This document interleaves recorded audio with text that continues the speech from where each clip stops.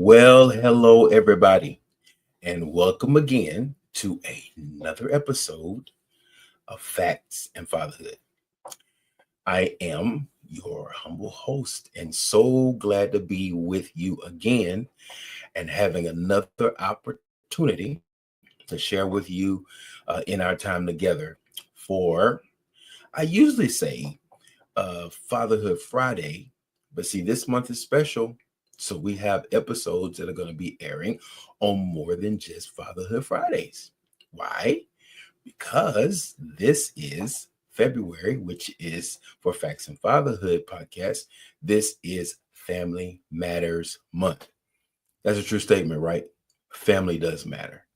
Family is so important. As a matter of fact, what makes us fathers is the fact that we have families. So, as promised, I told you that we were going to have some episodes where we were going to be sharing, and you were going to have an opportunity to meet my family members. Those of you who don't already know them, you will have an opportunity to meet my family members, my children. And so I'm sitting here today with my youngest child, who happens to be my only daughter. Okay. I don't know if I mentioned this on the other podcast, but I am only designed, created to have one daughter. This is all the daughter I could have ever needed. That's all he Okay. needs. That's all he Just needs. one. I mean, just one. It's over. Okay? It's not happening again. Okay. Now, before we go any further, I want to make sure that I put this out to y'all. I'm still waiting on some of you all to like, share, and subscribe Do it. to the channel. Do it. I need you to help me grow my channel. Okay. We have some goals that we have set forth. And listen, I told y'all before, I don't have the answers to everything, but I know that I have some things that can help assist dads in every space, whether you're just starting or whether you've been in it for a little while and you have adult children like I do, or you're at grandpa stage. I just want to keep the inspiration going and inspire you to love being a father like I love being a father. Oh, did I say that? I didn't say it yet. I love being a father. Did I tell you that? I didn't say that today, but I had to say it today. Okay. I told you I'm going to say that every single time. And those of you who have been following the podcast, come on, fellas. You ready? You ready? Let's do it. Let's do it. Y'all know what we say, right? Come on. Let me hear you say it. I am a good man doing the best I can, and I'm going to make my best better. That's right. You can be better. You can do better. You can develop. You can grow. You have to grow too. I say a lot of times when I talk about my fatherhood journey that the reality is that my children and we all had to grow. They had to grow up as children. My wife and I had to grow as parents. Okay, and what we see now is the results of us sticking in there and hanging in there until we got it right. Okay.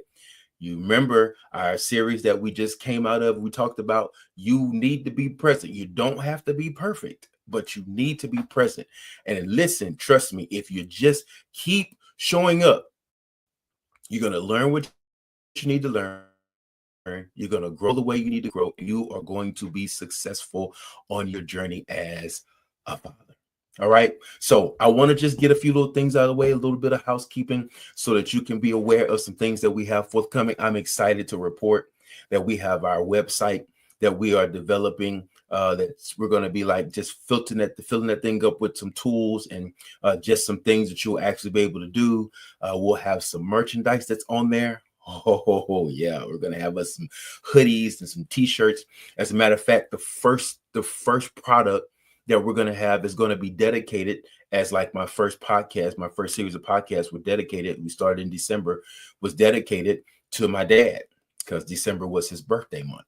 And so the first product that we're going to be having on our e-commerce that's just going to be available for you to actually purchase is going to be dedicated to him, and it's going to be a hoodie, t-shirt, cap, those kind of different things like that. And it's going to feature one of my favorite sayings of his that I told y'all from time to time. You're going to hear me say that in his honor, but just as a reminder. Okay, every now and then you're going to hear me say, boy, don't let the devil fool you. Because that was that's one of his hallmark statements. Okay, and so that sticks in my head. Okay, there are some times where there are certain things that happen, and man, that just comes back to my mind. There are so many people who have never met my dad, okay, who I've introduced that to, and every now and then they will say it, boy. So I'm sure he would appreciate that. So in his honor, we're going to be having some products that are going to feature that statement that he made. And of course, yeah, we don't want to leave the ladies out. So, because he made that statement to both me and my sisters. So sometimes the boy was replaced with girl. Don't let the devil fool you, okay? But anyway, whoever you are, boy, girl, whoever, don't let the devil fool you, okay? So be looking for that. That website is going to launch next month, in the month of March, okay? Exciting things coming in the month of March. And as well as I have been telling you to get yourself ready, to get yourself prepared, because I want you to be able to have a tool or available to you. This little book is going to be available to you very soon, like arrows in my hand. That is going to be launching. That's going to be launching, okay, in the month of June. Perfect time, right? Just in time for Father's Day. All right. So this is going to be a tool again for you to be able to assist you in what you're doing. As a matter of fact, I've already decided that not only we're going to just have this book available, we're actually going to have a journal that's going to kind of go with this, so you can kind of journal along your journey, along your growth journey. And I just want to be here to come alongside you and to support you, right? To just kind of be that coach that's on your team. I'm on your team to really help you be successful in your role and in your job as dad. So listen, I'm hoping that you're going to join us on this journey. Stick with us. There's some great things that we have coming up.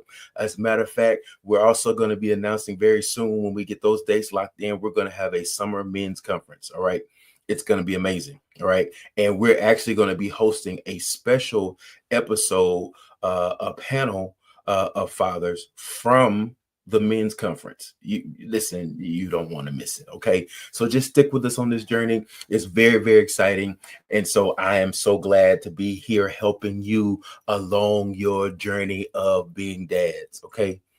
You're a good one. You just might not know it yet, but you're a good one. Okay. And so we're excited to help you get to that point. Well, so my daughter, Miss Hi Dustin guys. Amanda, say hello, everybody. How are ya? Yeah. So she's here with me. Um, and we're going to be having a little bit of a conversation today. We're going to be talking about the reality. And guess what? She's going to be talking about, remember I told you, she's going to be talking about the reality of being the ultimate daddy's girl. And is. Okay. And is. That's me. It's on my forehead. Y'all see that? Oh, okay. The ultimate. I mean, she even talked about it at one point in time, just like blasting it, like broadcasting it, blasting it on the car, all these things. It was just like, wow. Yeah. Yeah. So this is Miss Dustin Amanda, and she would be what I would call absolutely the ultimate daddy's girl. I'm And honored to so, have that title. I am yeah, honored to have that title. yeah, man. So, yeah. So let me just kind of introduce the reality of this. As I told you before, I think in my very first podcast, if you haven't seen that, I'm encouraging you to go back and look at those other episodes. It'll kind of catch you up and help you to kind of get a little enlightenment on the reality of what has inspired me to take this journey with you. Okay. What has inspired me greatly to take this journey with you as dads is remembering when I had my very first, when the first child was born, and I was holding that child up, my son, my oldest son, up at the hospital. Now, listen, it was a surreal moment. It was a moment where I became aware of my frailties. I became aware of certain insecurities that may have existed there. I definitely became aware of where my liabilities were, and the nervousness, the feeling of inadequacy that I felt in that moment. That I was so vulnerable, and I remember very clearly it was one of them. It was a very sincere prayer, and I said, Father, I do not know how to do it. I had played God dad. I had godchildren, all that kind of stuff like that. And man, people were telling me all the time, "Oh, you're gonna be such a great dad. Your children are gonna love you so much." And I'm like, okay. But when he came and I was holding him, I was like, man, he is really going. This is not like I can play with him and spend time with him and then send him back to his parents, because I am his parent, right?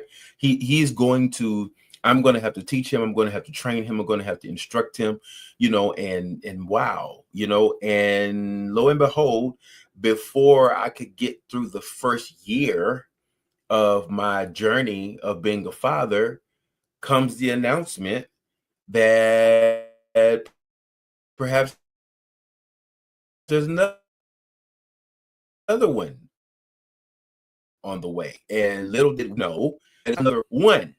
It was okay. Hey, yeah. So we're talking about the reality. I'm in my early 20s, and we're talking about, man, really having to really hone in and learn and develop. So what I know is that if you apply yourself and you hone in and you develop your skills, the Father will help you along in your journey, because that's how he helped me. And that is one of the reasons why I say, without apology, okay, without excuse and without apology, the principles that we share on our podcast, I can't speak about any other podcast on fatherhood or whatever. The principles that we share on our podcast, this podcast, are scriptural principles. And the reason why we share these scriptural principles without apology is because I know beyond a shadow of a doubt that they work. Okay. And so, with that being said, there's two scriptures that I really want to just kind of center our conversation around today, with my daughter. Okay, my daughter. I'm going to try and resist. Try and resist doing my bill. I'm going to try my best. Okay. Okay. I'm playing. But every now and then I just kind of, I kind of feel that, because we watched a lot of the Cosby. Dr. Heathcliff. Yes, we did. Huxtable. Yeah, I stole his Bill Cosby sweater. She did. Let me tell y'all what, let me tell y'all what happened. I was looking for my sweater one day. And I was like, I picked out these pants. I was like, oh, these pants right here, these jeans right here, they're gonna look really nice with my sweater. Let me get my Bill Cosby sweater. I love, Bill Cosby stuff. I said, I'm gonna wear my Bill Cosby sweater, right? So I'm just looking, I'm searching, I'm like everywhere, right?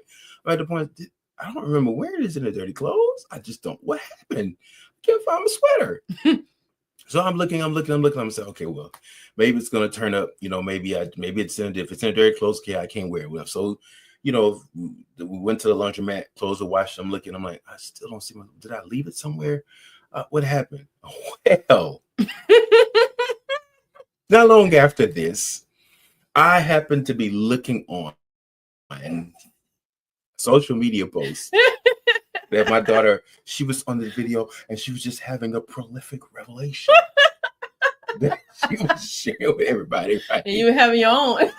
She was having, and while she was sharing this profound, prolific revelation with everybody, I was having one too. And my revelation was this: there is my sweater. My sweater is not in my vicinity. My sweater is floating around on Instagram. Yeah.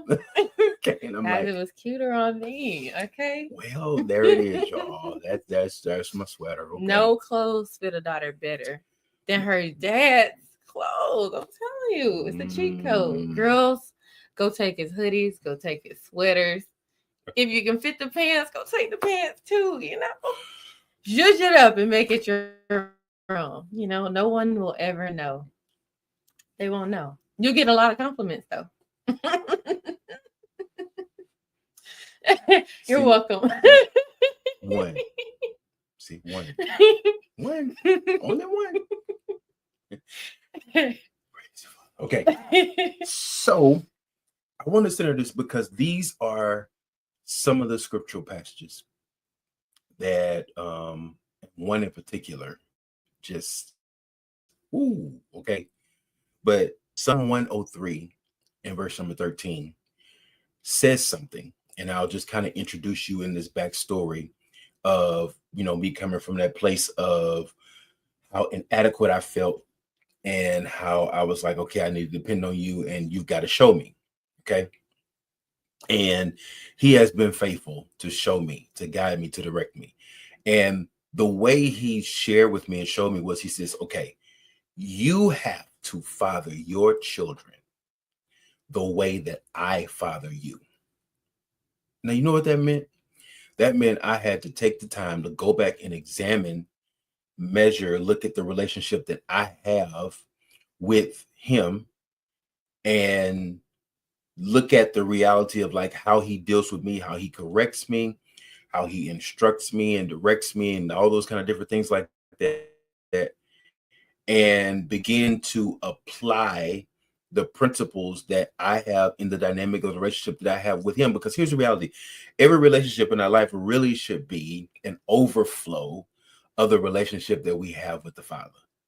So my relationship with my children was supposed to be, or is supposed to be, an overflow of my relationship with him. My relationship with him makes my relationship with them better. Okay. Because I have a perfect model. I'm not perfect, but I have a perfect model who is modeling to me or showing me and guiding me and directing me as to how this is supposed to look. And then here was one of the most profound revelations that I received in the area of fatherhood. And that was how he shared with me that the relationship that I develop with my children, it should actually be an introductory relationship. It will be the relationship that becomes the basis or foundation of the relationship that they will later, when they come to the point of accountability and the age of accountability, where they begin to develop that relationship with him. And so when I realized that, it was like, whoa, I really have a profound responsibility. I really have a very important role that I must play. And so I want to understand what this looks like, because I don't want to misrepresent him to them. I don't want to model something for them that does not look like what they're going to later on develop.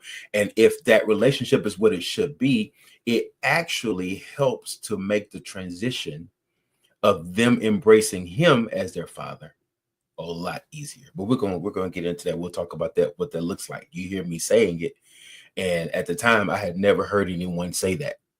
As a matter of fact, it's something that I write about at length in the book, where you'll be actually be able to understand this reality of this relationship and the dynamic of what that's supposed to look like. But Psalm 103 verse 13 says, just as a father has compassion on his children. Whoa. Okay. Just that statement right there is so loaded. So he's saying, just like a father has compassion on his children, this is really kind of giving me a characteristic, right, of what I should have as a father. As a father, I really should have embody compassion. Well, there's a reason why I should embody that compassion, right? Because the ultimate father himself, Yahweh himself, is compassionate, right? And I need to model a compassionate father in front of them. But check this out. He says, just as a father has compassion on his children, Yahweh has compassion on those who fear him. Wow. So again, look at this dynamic. This is a father demonstrating compassion. And as a father, I demonstrate compassion. That now is something that they are familiar with, as young people, as children coming along. So it helps them to understand the reality of the nature of the compassion that the father has when they develop a relationship with them. Because at the end of the day, the reality is that those of us who are parents, those of us who are fathers, we have responsibility of stewardship, right? The children, they don't belong to us, right? They're on loan to us, right? They only belong to us as a responsibility, right? And then we are to do what? Train them up in the way that they should go, right? We are to instruct them according to the counsel of the scriptures and of the word of the Father. And then if we do that, then we actually set them up for success in their lives. So he says, so as he has compassion on those who fear him, for he understands how we are made. He remembers that we are dust. So he says that his compassion comes from him understanding the way we were made. His compassion comes from us understanding that our condition, our state that we are in. Let me tell you why that was so important to me, right? Because Paul writes in one place, and he says, when I was a child, I spoke as a child, I thought as a child. And he says, when I became a man, I put away childish things. Well, one of the things he spoke to me at one point in time was, he says, this is his wisdom. He says, you cannot be upset and disappointed with a child for being a child, because it's not until you grow and mature that you put away childish things, but you have to expect the child to be a child, right? And you cannot correct childishness with childishness, right? You can't be a child and correct the child. You have to understand that somebody in this dynamic has to be the mature one. Someone in this dynamic has to be the stable one, to be able to assist, to be able to help, train, teach, right? When we're talking about training and teaching, we're talking about both articulating and demonstrating. Not don't the statement, do as I say and not as I do, is not effective, right? Do as I say and as I do, right? Because that's teaching and training. Okay, second verse, then we'll get into it. This one right here is like one of my favorite verses when it comes to like fatherhood. All right. I just had a thought. Let me hold it.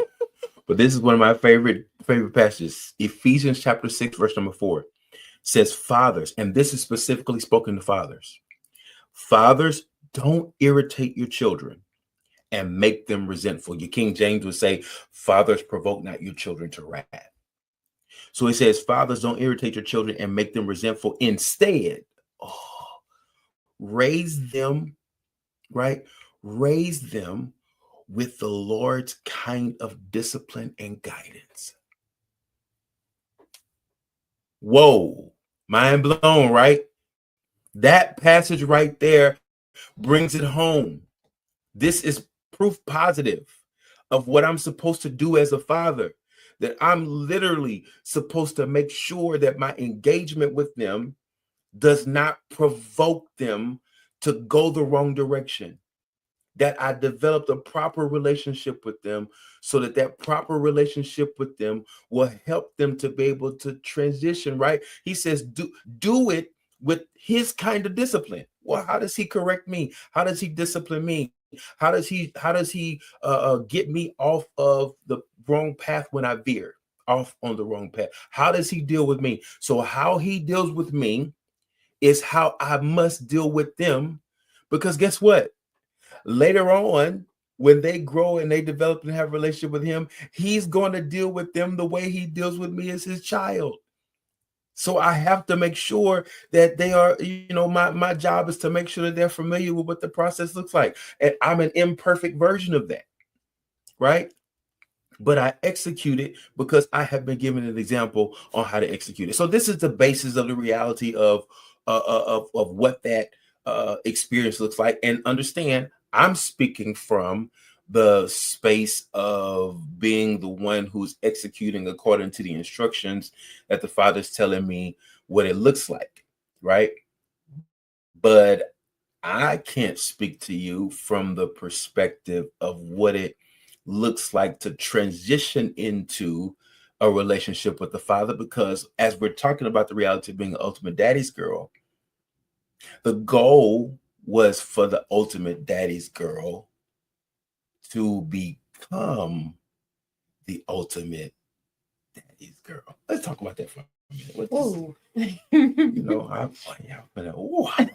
One of my fun. friends say I feel my health. Okay. Yeah. I can honestly say, going back to Psalms 103, as you talked about the compassion, I can honestly say that growing up, I would love to start with the correction portion of that. Growing up, I remember I always tell people that my dad never dealt with us when his emotions were high. And it wasn't until I got older that I understood. It wasn't until I was older that I Don't mean understood. them emotions wasn't high.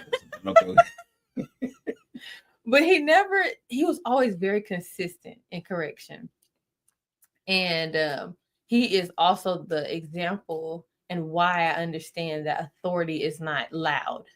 Authority is actually quite silent, but I mean, it is very effective.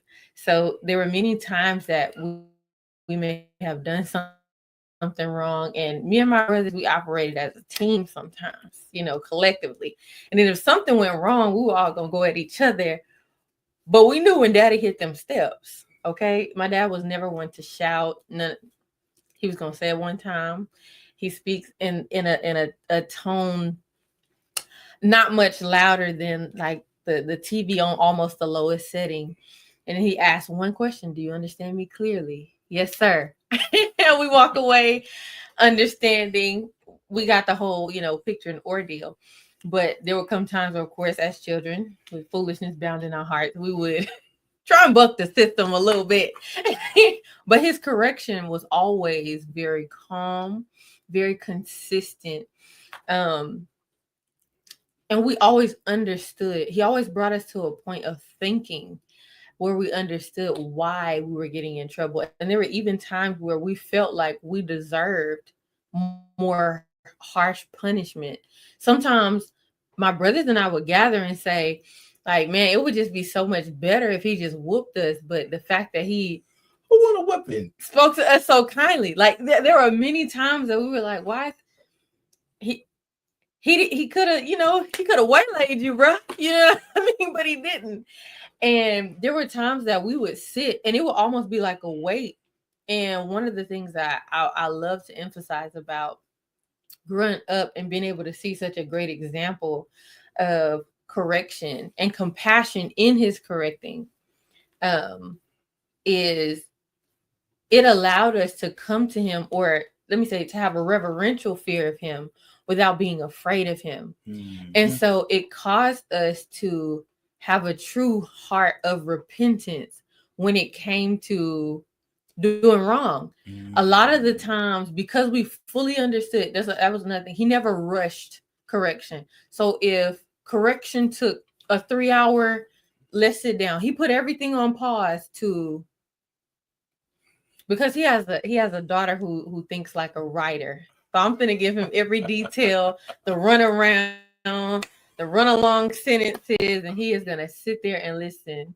And then he would say, "Okay, so an hour ago you said this, and now you're saying this, and the two don't corroborate. So what's this inconsistency here?" And I would be like, "You got me." Because you know what's interesting? One of the things he's also taught me, and I even make this applicable in my understanding as a pastor shepherd, and that is correction must be done correctly, right?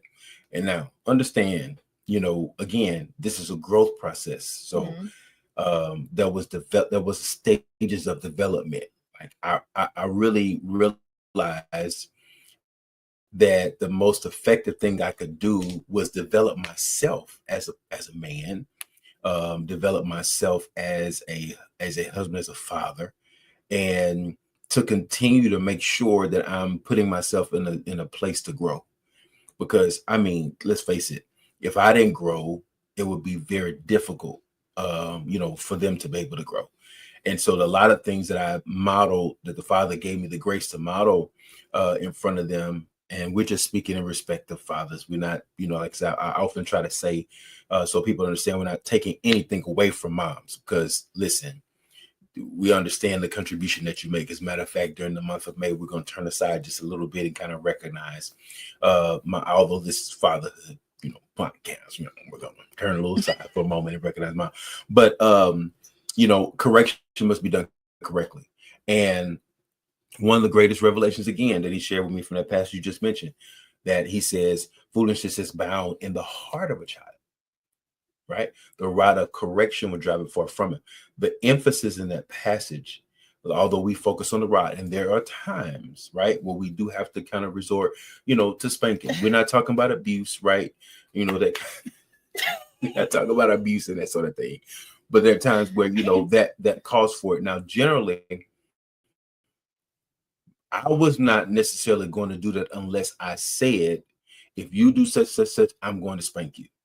Now, it probably happened like 5 times. I might have had 5 her times. And her brother keep saying it was 5 times. Maybe. I don't know. I feel like it was way more than 5 times. He didn't whip us more than 5 times. Honestly, going back to the correction thing, I think it was because, and going back to the heart of repentance thing, when you get to see correction exacted in a way where your child is never walking away with, I'll say like this, no matter how you handle a situation in discipline, and I can only speak from a child's place, there are many times that I feel like children leave situations where they're being corrected and they walk away and the parents are like, be quiet, all the different things. And it's a more harsh correction. There's the absence of the compassion portion, which means there's a lack of patience.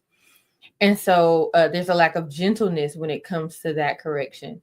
And the children walk away. Everything there is out of the abundance of the heart, the mouth speaks. Mm-hmm. And so when you take the time to listen to a child, all those things that the child is thinking in a moment of correction, they tend to bubble up.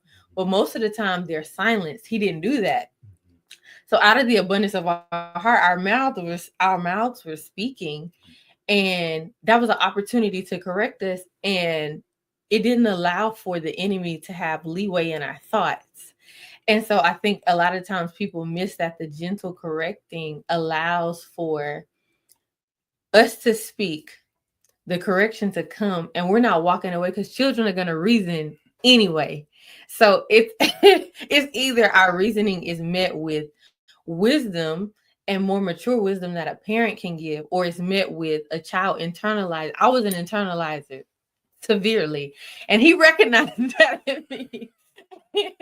And so there were times where he may have to pull me to the side and be like, come here, you come here. The gentleness in his correction would allow for us to, going back to what I was saying earlier, it allowed for us to have a heart of repentance, where once we understood what we did wrong, many times, as I mentioned, we would come to a point where we'd be like, I wish daddy would have whooped me, because bearing the thought of disappointing him again, I believe that the weight of disappointing him was much greater than the whooping. We wanted the whooping. It was like, quick, get over with it. But to see him hit this, it was like, he did it again. Ugh. And it really did hurt. There were times where I would walk around as a daddy's girl. Okay. No girl who's a daddy's girl likes to see their dad disappointed. There were times where I would walk around for days in a mood, because I would be like, he's disappointed. And my mom would say, he didn't even whoop you. He didn't even. And I would just be like, well, mom, I know he's disappointed. That weight alone made me tishava. It made me burn down the house, because I was like, I don't want to do this again. And so I didn't realize, now in hindsight, I'm able to see that it was preparing me for my walk with the Father, because I know what it's like to see my earthly father hit that. And it's like, my heart, I don't want to see that look. Only smiles, okay? But the other thing is, even with me disappointing him and knowing that he was going to have to exact his correction, it never made me run away from him in fear. I bore a certain amount of shame and sorrow because I disappointed him. But because his correction was very compassionate, it also almost like it subconsciously trained me to say, okay, yes, his correction is going to hurt because it's meant to refine us and make us better. So, yes, his correction is going to hurt, but it's also a place of safety I can run to. And so it became a space where he may have to, do his dad thing and, give us the discipline, but it also became I know I just got a whooping, but I want my daddy. Can I come sit in your lap? Because now I got to tell you about how my feelings hurt.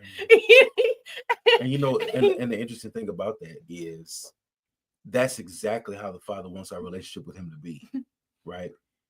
He does not want us to run away from him, right? The scripture says, whom he loves, he chastens.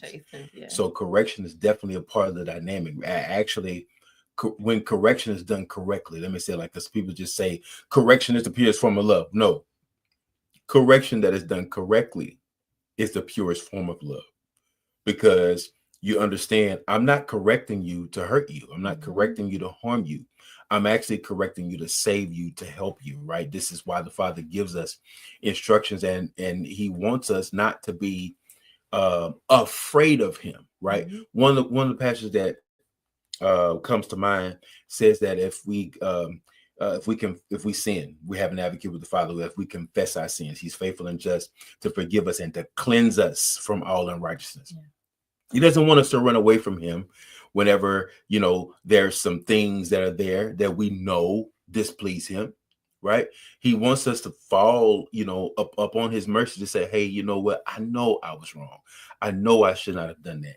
But me knowing how compassionate you are, right? We're not talking about taking advantage of his, goodness and his grace. We're talking about me knowing how compassionate is. That's that pastor just read. Psalm 103 says he knows our condition. He understands that we're dust, right? There's limitations, right? So this is why he provided the avenue. Again, we're not talking about continuing to sin and grace may abound, that kind of stuff. No, right? The Father forbid. But what we're talking about is the fact that, hey, if there's a situation, if there's an indiscretion or something that comes up, all right, then what we do is we run to him, right? Because we know, although we're going to receive correction, I tried to make it clear to say, listen, okay, first of all, we're not about to like make this whole discussion about my disappointment. You already know what that is. He did not. I'm disappointed. I'm not about to we're not about to just go back and forth about be disappointed. I want to know, what have you learned, right? And if I perceive you hadn't learned very much, right? Again, the rod of correction, right? We talk about the rod of correction. See, if that passage just said the rod would drive it far from it, then okay, obviously we know, okay, but he says the rod of correction. So this making a distinction here. Correction is the rod in that passage, right? So correction does not look the same all the time. Correction does not require the same thing. And correction, watch, must include instruction, right? You can, because again, I'm a child. I'm thinking like a child. I remember one time, I think I bring this up with all the children, but I remember one time they were having a discussion. They had this whole, I don't know, round table with their friends or something. I don't know what it was, but they had this whole discussion, and they're sitting there because here's the other thing, y'all, and I'm gonna get into this a little bit later on another podcast. But there's a certain type of wisdom, right? There's a grace. I write about it in the book. You got to get that book, okay? There's a grace to parent. And either you lean into the grace to parent, or you fall victim to the frustration of parenting. I'm not going to get into it. You just get the book and you'll see what that looks like. You'll see how to do that. When I have kids. You got to remember that. You got to remember whatever you have been given, whatever the Father's put in your hands to do, that he gives you the grace to do it.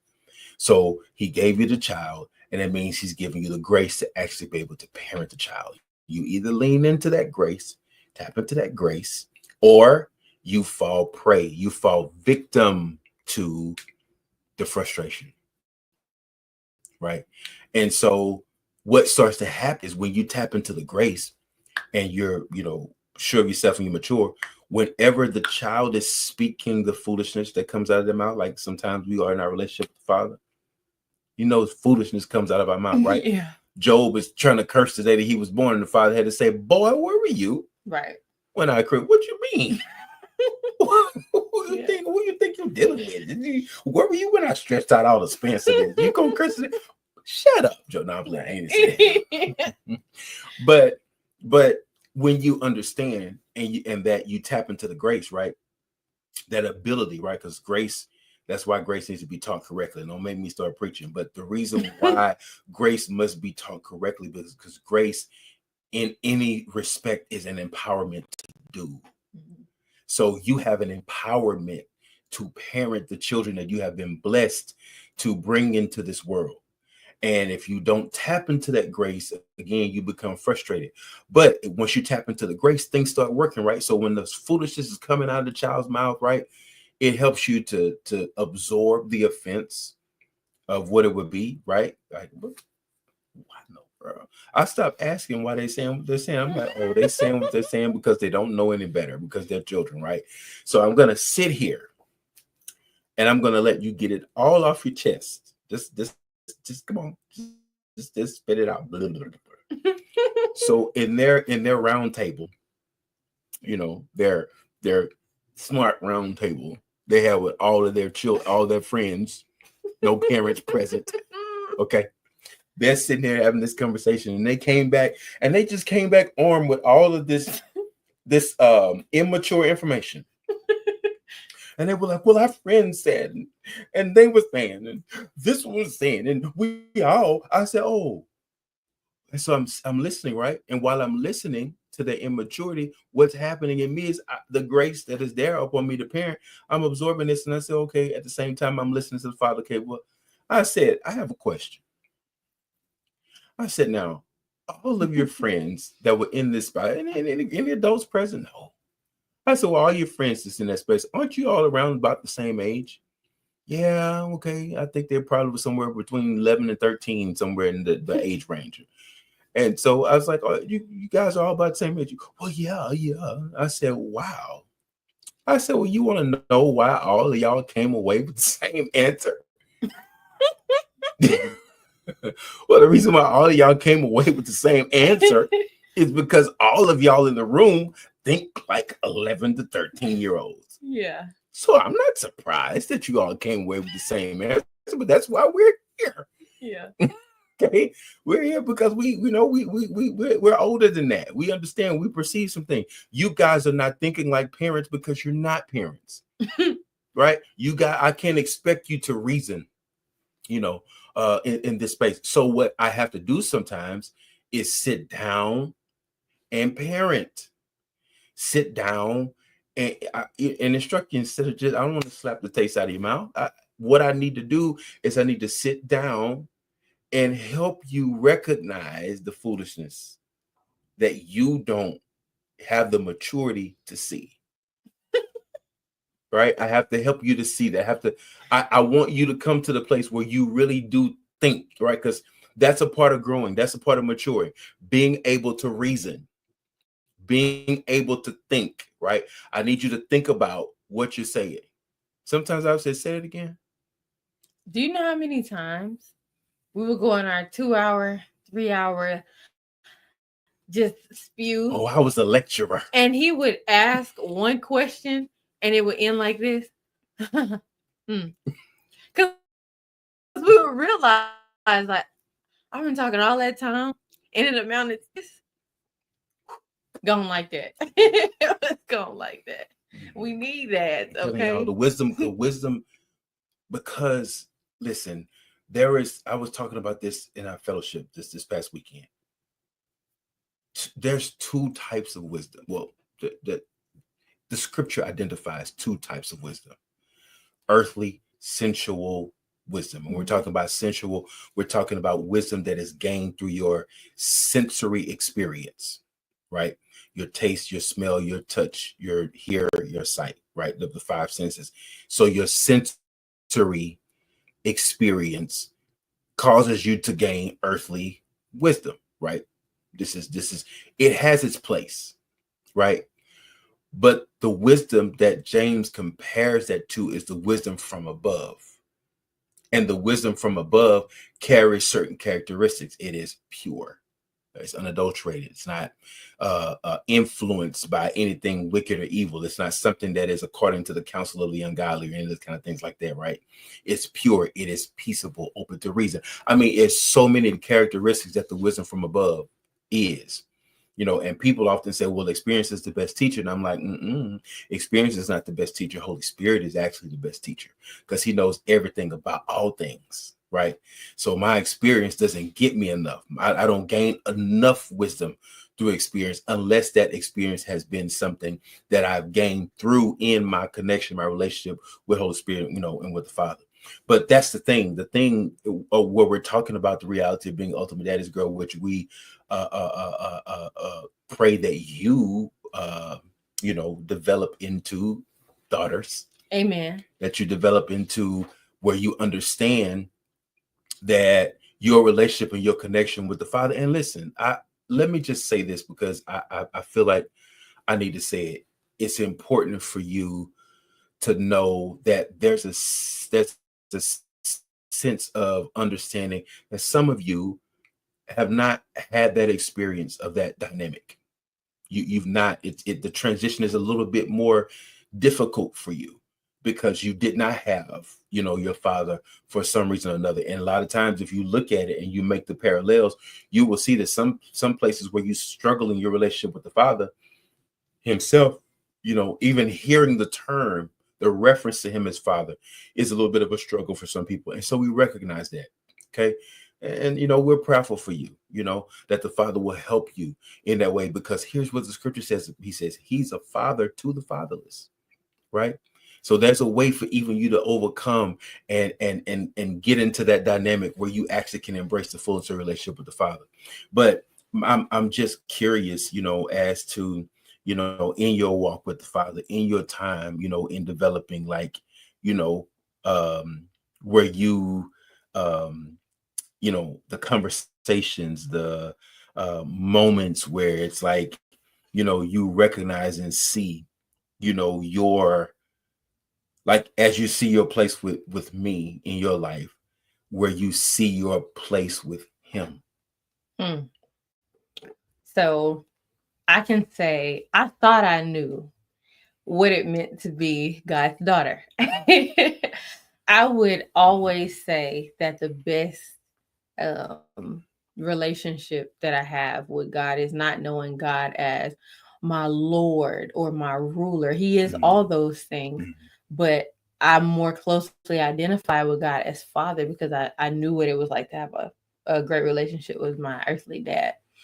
But I thought I knew what it was like to be a daddy's girl. And it wasn't until a year ago now, I've been in Dallas for a year and I had to move away from my daddy. And when I moved away, I cried that whole first month. The Lord told me in October, I'm sorry, I had to wait to call her. Yeah, because I was having a time, Lord. And I said, if he called me, I'm coming back home before the week is up. But I moved away, and in October, the Lord told me I was supposed to go to Dallas, and I was like, okay, no plan. He just was like, you need to be in Dallas by January. The Lord, I said, well, Father, if this is what you want me to do, you're going to have to show me the path. I have no plan, and it's October already. January is right here. And so I remember going to God and saying, Father, you show me the way.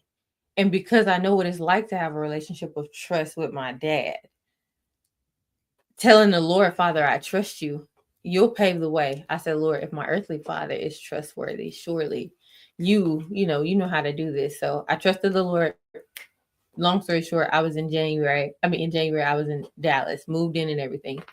And I remember one night I was sitting and I had just written a letter, and I wrote a letter to my dad.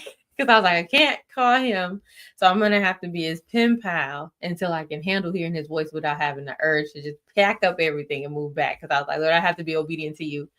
So I remember writing this letter, and the title of the letter was, I've left my father's house. And I cried so much writing that letter. And I remember looking up to the Lord. And this is something that I learned to do with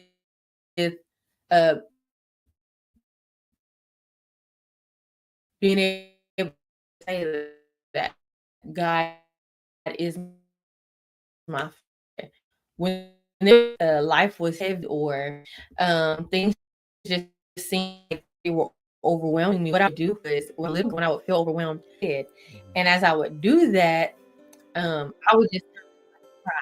And I was kind of like, I also do that in my dad's lap.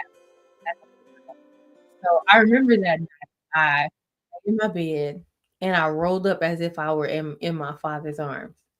And I remember saying, I'm going to talk to the Lord just like this because this is the best way I know how to communicate with him. And I said, Lord, I've left my father's house. I said, what have I done? And the Lord said, now you will know what it means to be a daddy's girl. And I was like, what? That didn't give me immediate comfort. But as this year has gone by, there have been many things that it's been a roller coaster. Let's just say it's been woo, and so many unexpected things, and having to maneuver life without being able to have daddy right there has made me lean on God the more. But because I've seen such a good earthly representation of what a relationship with God is supposed to look like, there were times that I was like, I want to call my daddy. And I would say, but he's right here. And so I would, I made a little corner in my room and I made a prayer wall, as a matter of fact. And I remember saying, Lord, this space is dedicated to you. And just like my dad would schedule dates for us to go on growing up, I would schedule a time that I was going to meet with God. And I would say, Lord, I'm coming to you at this time every night. I'm going to come to you at this particular time and I'm going to conversate with you about my day. I'm going to talk to you about everything that I feel like is overwhelming me. And I cannot tell you how many times I watched God give me answers. I can't tell you how many times I watched God work things out in my favor from doing that. And I remember saying, Lord, I have you blessed me with a faithful earthly father, but you are so much more faithful, so much more trustworthy. And it just built my confidence in him the more. So although there are many times where I miss my daddy, I'm like, oh my gosh, like I would love to just tell him to scoot over in the recliner and just sit my big hips in there with him. Heavy. Because I still do, okay? Heavy. I will never be too big Heavy. to sit with my daddy in the recliner. Heavy. Okay, legs going numb and everything. You're getting older, bro. You're getting older, man. But there are many times that I miss that, but I've not found any comfort like the comfort of saying, I'm going to grow this relationship intentionally with the Lord. I'm going to spend time in my word. There are even days where I would go to this cute little coffee shop. It's like 18 minutes from my house. And I would go to the coffee shop and I would say, Lord, I have a date with you. And I would turn off my notifications and I would just go sit with the Lord for 6 hours at a time, just to sit in silence. I'm just enjoying his presence. I'm not going expecting an extravagant answer. I'm going and saying, Lord, because our relationship is important to me, I am going to spend time with you. And it nourishes me so much. It fills my cup. And so, also, even in the times where I've had to experience God's correction has always felt, there were times that I would say, Lord, I don't understand why you're allowing me to endure this. This is heavy. This is harsh. This is hard. And when God would give me answers that were very direct, like my dad would do, he would give me answers that were very direct, but they were what I needed. I remember one day I was crying and I was crying for weeks about this specific situation. And I was just telling him, I was like, Lord, my heart is everywhere at this point. I was like, Lord, my heart is heavy concerning this. We also had family members passing away. It was a lot going on. And I wasn't able to come home. and be up under my dad. So I was like, Lord, I thank you that you're my father. Once again, I balled up and I got under that cover. And I remember talking to the Lord about the situation. And I remember the Lord, I remember knowing that the Lord was not going to remove this kind of suffering from me. And I remember the Lord saying, I feel like I am sovereign as well. That was not something that was comfortable for me to hear, but I was able to receive it because although it was stern, I needed to hear that. And I remember saying, well, Lord, if that is what you've called me to do, then I thank you for trusting me to endure this hardship. I thank you for trusting me to carry this grief. I thank you for trusting me to carry this and still go forward in strength, because people were saying like, Dustin, you just always so happy and did it. And I'm like, y'all, I'm relying on the strength of my daddy. Okay, because I don't have it. If y'all see them snot bubbles at home, okay, if y'all see all the tears and I don't even use tissues, I'm using a towel, you know what I mean, to dry my tears. If y'all saw if y'all were to see that I only slept 2 hours last night, because 2 hours before it was time to go to work, I was barely drifting off and I was like, oh, I gotta get ready for work. If y'all could only see that. But just seeing how the Father was continuously refilling me and also refining me through the suffering, because God's correction, not only is it a means of refining and causing us to, become better and mature, but it is a means of him loving us. If God did not correct it, those who he loves, he does chasten. And if he did not love me, he wouldn't mind seeing me in my stagnant state. He would not mind seeing me in my lazy or slothful state. He wouldn't mind seeing the worst in me and passing me by. But since he loves me, there's a certain kind of development that, even though it's uncomfortable, and even though, he sits and endures my bouts of foolishness, and he's patient and bearing with me in those moments, God is using that to cleanse me as well. And so being able to see an earthly example of what it looks like for authority to not be exacted in slamming the gavel down and giving me the maximum sentence for such a minute thing, or even if it is a big thing, when your father can notice that you have a remorseful heart and your heart is turned in a space of repentance and he exacts mercy instead. When you get to see that played out, and then you get in your word and you're like, whoa, this is where he learned it. It causes you to say, wow, okay, it's doable because I've seen an example. There are questions that I feel like I don't have about God because I've been able to see an example set here on earth where I'm like, if a human can do that, then surely my Father in heaven is much, much, much better. And knowing that God is the one who has graced him to parent in such a way, man, it's like, Lord, I want that too. I want that too. I'm like, I pray even now, Father, give me the characteristics of a great mother, because once again, it was in his development in himself, and saying, Father, I need you to work on me so that I can parent these children. I pray that even now. I don't have a family yet, but someday I will. And it's caused me to say, like, Lord, all right, I saw this. You know what I mean? I saw the example that you set before me. Help me to jump off his shoulders. Yeah. And so I've just been really grateful for all of it. Yeah, I am. And this is what I say, because, on my side of it, when the children started leaving home, they started going and, growing up and that kind of stuff like that, we have that is a challenging dynamic, because, you're used to it having been, a particular way, you're used to being the provider, one of the things that happened, as they started to transition, it's like, wow, I have so much more time than I ever realized I had. Because, a lot of times you're putting that time and the effort and the energy into, their development. You want to see them, be all that they can be. And any good parent, any good father, any good parent, any good mother, you want to see your children be better than you, go further than you, do more than you. You don't want to see them be stagnant. You don't want to see them, digress or be less than you are, especially if you are a kingdom minded individual.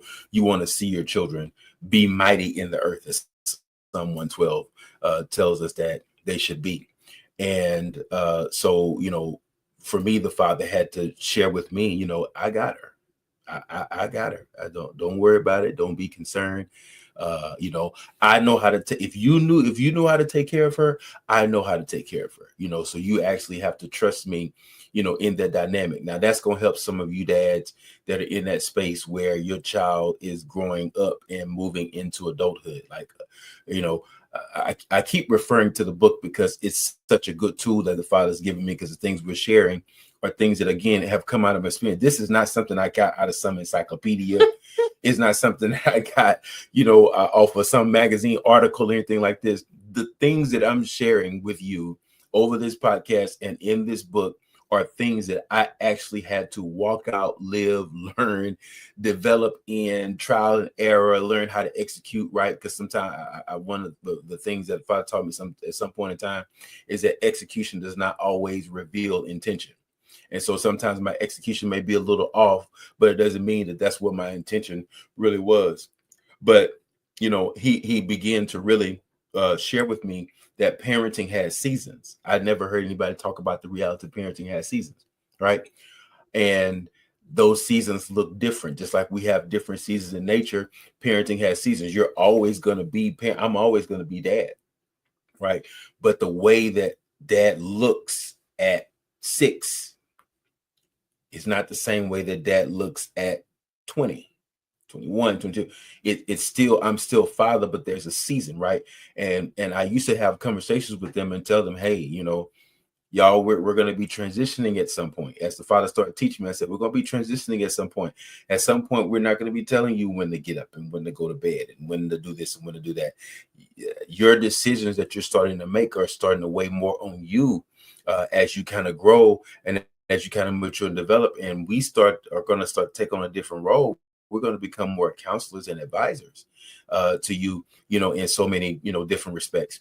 Because the father was showing me, like, listen, like, you got to really make an adjustment. Like, it would be ignorant of me to go outside in a parka at 120 degrees, right? I'm going to die, or at least have an episode where I will end up in the hospital somewhere, right? Because that is not the season for that particular garment for me to be wearing. So as we move and we transition from season to season, and one of the things the father said to me as they were going into their adulthood is, he says, one of the best gifts that you can give your adult child is independence. I talk about that a little bit in the book as well, because what you have to understand is a part of teaching and training and developing means that I have to trust what you've learned. And then I have to give you the opportunity to demonstrate what you have learned. I only fully can know if you got the lesson as I see you execute and as I see you move forward. And the greatest thing, there's nothing my children, could do. Even the father started talking to me about biblical terms. I wanted to say, well, what's the best way for me to tell my children, I'm proud of them? Because I know I don't like using that word proud, because it's just, pride. It was the best way. And I remember very distinctly, again, he was teaching me, right? She was baptized, and John comes, baptizes him. The Spirit comes down in the form of a dove. The voice of the Father comes out of heaven and says, "This is my beloved Son, in whom I am well pleased." I got it. I said, "Whoa, Father, you told your son that you were well pleased with him." I said, "Well, then I'm just going to start telling my children I'm well pleased with you," right? Because, as we said in one podcast before, as a father, children develop a sense of identity from you. Your engagement with them, right? This is why he says in Ephesians 6:4, don't provoke them to wrath. Don't irritate them, right? But teach them, give them the Father's kind of discipline and guidance. There is a right kind of discipline and guidance. There is a wrong kind of discipline and guidance. He says, give them the Father's kind of discipline and guidance. You got to get them familiar with the way he disciplines and the way he guides by the way you discipline and the way you guide. Now, I'm telling you that really does work. Throw away the stuff from the gurus, especially those who don't have children of their own, and listen to me. Right? Just listen to what I'm saying. Right? Yeah. You did that one of our favorite little Cosby episodes. Oh. It's the reality, y'all. Okay? Yeah.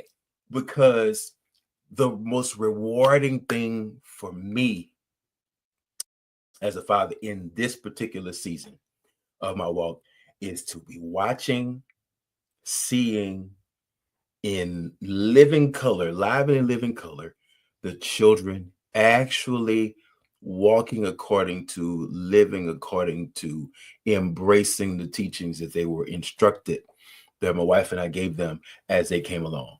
Listen, it is the singular most rewarding thing ever. There's nothing that makes me happier, right? Proverbs is true that when those children follow your instructions, it does something to your heart. And my wife and I were talking at one point in time. It comes up every now. Well, do you miss them? Well, yeah, of course I miss them, but I would rather miss them the way that I miss them. Right? I'm not missing them because they're locked up. I'm not missing them because they're on the streets doing drugs. I'm not missing them because they're, prostitution, gang banging, drug dealing. I'm not missing them because of that. Right? I'm missing them because they are moving in realms and in places and having, forward progress and success in life. And they are doing it with a understanding, and they are doing it maybe in different spaces in a developmental place with their relationship with the Father. That the relationship with the Father is a part of what they are doing, right? And to me, as a father, there could be, I couldn't be happier than to see that, and so I'm making it aware. I'm showcasing these children to you so that you can see that this is really something that works. This is not okay. This is not something that's just been developed, just off a happenstance or just out of some institutionalized educational system. Okay, this is a reality of what happens whenever you follow the principles that have been set forth. There's a way for you to do it.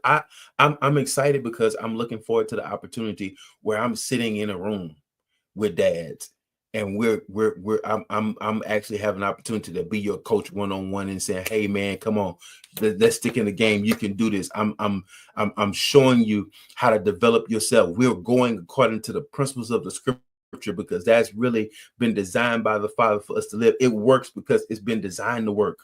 All right.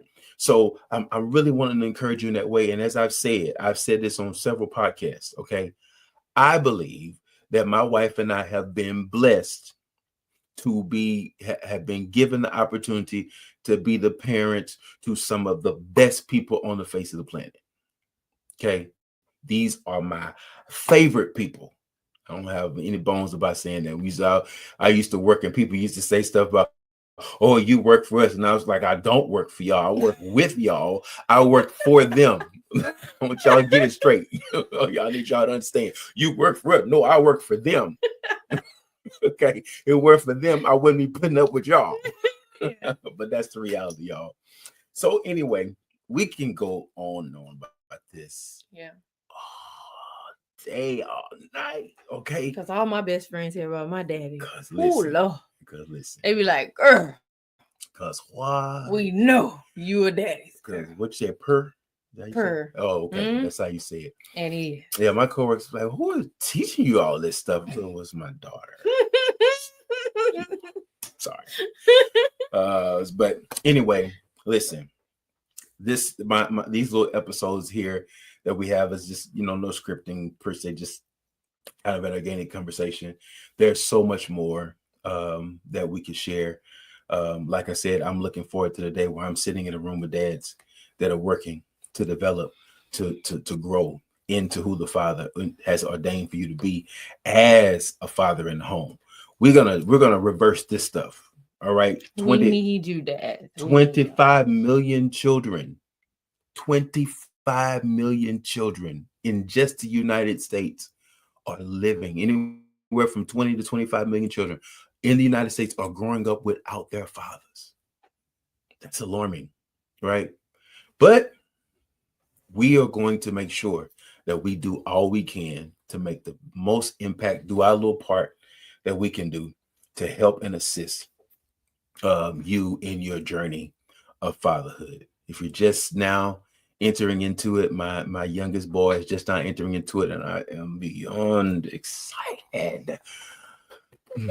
In a few days, y'all be looking for that, because guess what? There's gonna be. I'm gonna have a lot of little. So I'm gonna have so much content surrounding that boy is coming. Like, we're gonna be chronicling our trip on the road, all those kind of different things like that while we're on the way. We're gonna have a whole little thing just really kind of just dedicated to his arrival.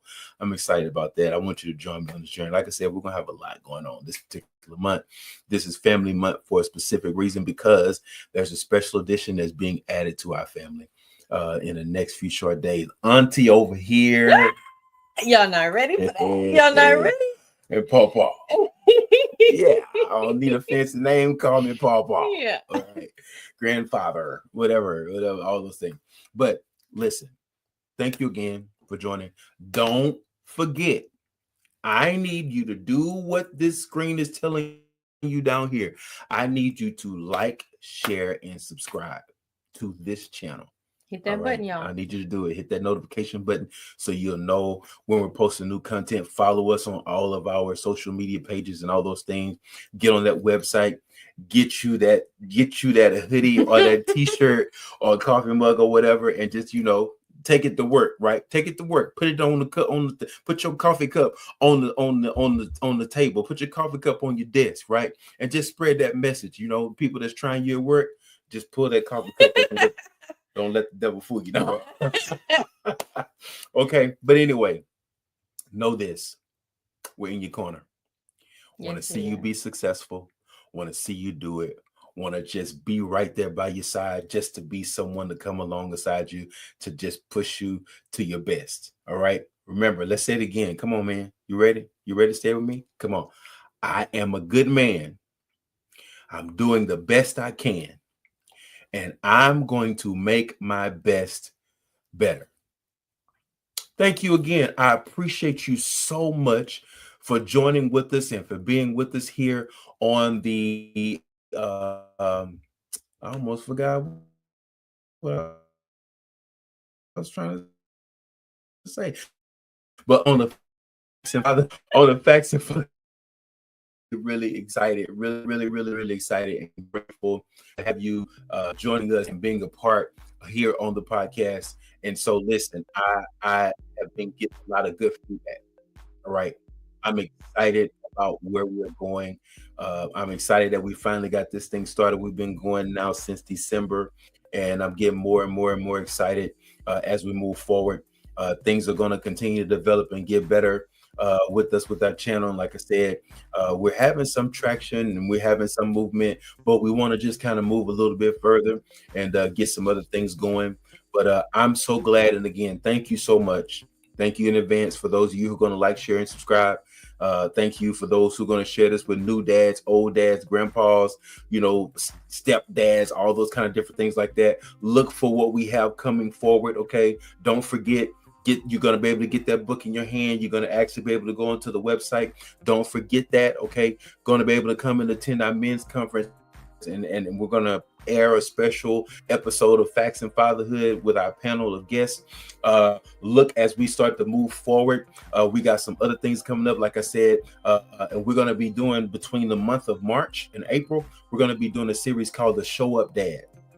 And we're going to be interviewing different dads that are in different stages, different places, different challenges, some with special needs children, some with blended families, all those kind of things like that. We're going to be talking about the show up dad, and we're going to be appreciating those dads for showing up the way that they're showing up for their families and doing the great things or whatever that they are doing. Mothers, Mothers, we're gonna, have some time in the month of May to recognize and appreciate you for your contributions. Although, again, this is the fatherhood channel, we're gonna just take a little time and appreciate the moms.